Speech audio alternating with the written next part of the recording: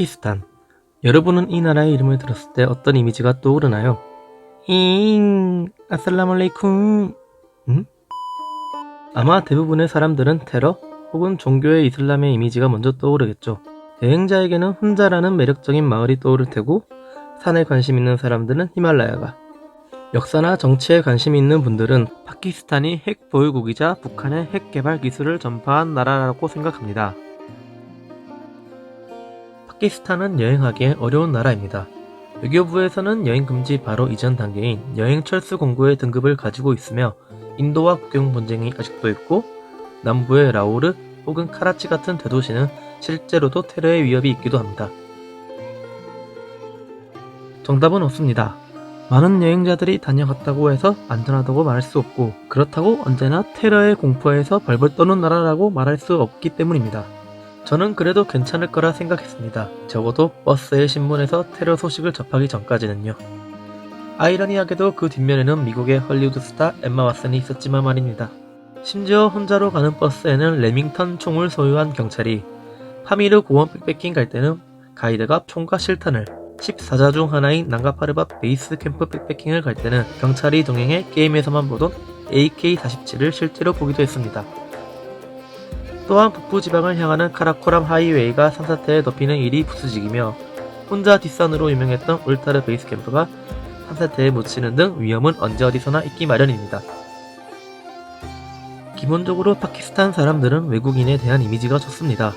잘 보지 못해서 그런 것도 있겠지만, 기본적으로 그들의 경전인 코란에는 여행자에 대한 환대를 강조하기 때문이죠. 때로는 과하다 싶을 정도로 환대하며 셀카 요청이 참 많아서 불편할 때도 있긴 합니다.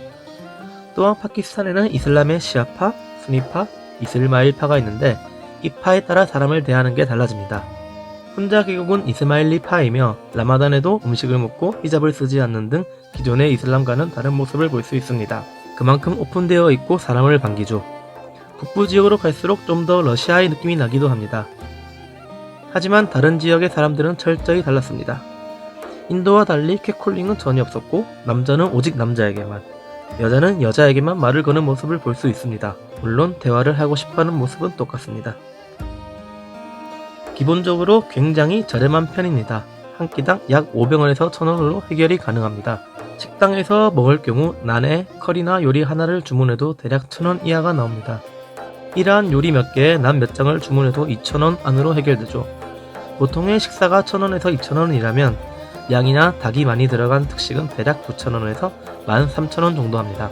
심지어 양고기나 소고기 꼬치구이는 한 꼬치에 대략 100원에서 200원밖에 하지 않습니다.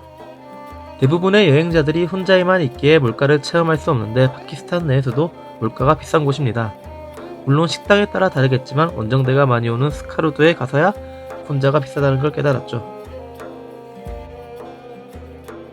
술을 좋아하는 사람에게는 굉장히 힘든 나라일 수 있습니다. 왜냐고요? 이슬람 국가이기에 술이 금지거든요. 물론 이건 표면적으로 하는 말입니다.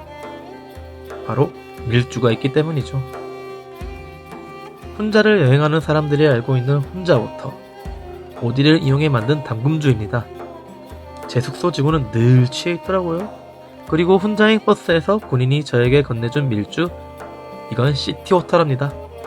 판타를 타먹는 게 포인트라네요. 중국에서 밀수한 맥주도 보고 보드카도 보는 등 공개적으로 구할 수는 없지만 방법은 생각보다 많습니다. 하지만 밀주는 좋게 말하면 수제로 만든 술이기 때문에 돈이 있어도 못 구할 때가 있습니다. 이럴 땐 무알콜 맥주라도 한잔 해야죠. 이제 제가 왜 파키스탄을 가게 되었는지를 말해야겠죠? 파키스탄 북부에는 카라코람 산맥이 있습니다. 히말라야 권역이자 전 세계적으로 7000m대 고봉이 가장 많은 곳이기도 합니다. 너무 흔한 나머지 이름도 없는 산들이 많지만요. 또한 파키스탄은 북극과 남극을 제외하고는 빙하를 만나기에 가장 좋은 곳이며, 이 빙하가 관광지 혹은 트레킹 루트로 만들어져 있는 곳입니다. 그렇기에 저는 오직 북부 지역만을 생각하고 파키스탄을 가게 되었습니다. 훈자를 기점으로는 울타르 트레킹, 라카포시 트레킹, 이글즈 네스트 등이 있습니다. 그리고 근교 마을 호퍼에서는 러시 레이크 트랙을, 또 다른 마을인 파수에서도 파돈다스 트랙이나 가볍게 빙하를 보는 트레킹을 할 수 있습니다. 또한 파키스탄 북부의 오지인 심샬 마을도 갈 수 있는데, 이곳에서는 중앙아시아와 중국의 경계에 맞닿아 있는 파미르 고원 트레킹도 할 수 있습니다.